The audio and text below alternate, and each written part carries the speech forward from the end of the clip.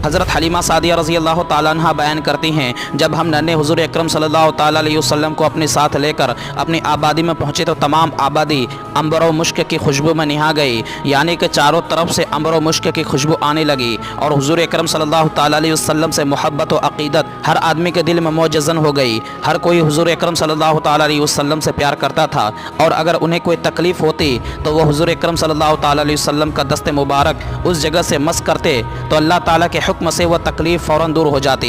यहाँ तक कि वह अपने जानवरों का इलाज भी आप सल्लल्लाहु ताला अलैहि वसल्लम के दस्ते मुबारक से करते थे। सुबहान अल्लाह। आप रज़ी अल्लाह ताला अन्हा मज़ीद फरमाती हैं, जब मैं उस दौलत सरमदी को अपने ख़िमा में लेकर आई तो मैंने नन्हे मोहम्मद सल्लल्लाहु ताला अलैहि वसल्लम को दूध पिलाया। नन्हे हुज़ूर के दूध पीने की बरकत से मेरी छातियाँ जो पहले दूध से खाली थी अब लबालब भर गई। दाएँ छाती से हुज़ूर अकरम सल्लल्लाहु ताला अलैहि वसल्लम ने दूध पिया और बाएँ छाती मेरे बेटे के लिए छोड़ दी, जिससे मेरे बेटे अब्दुल्ला ने दूध पिया।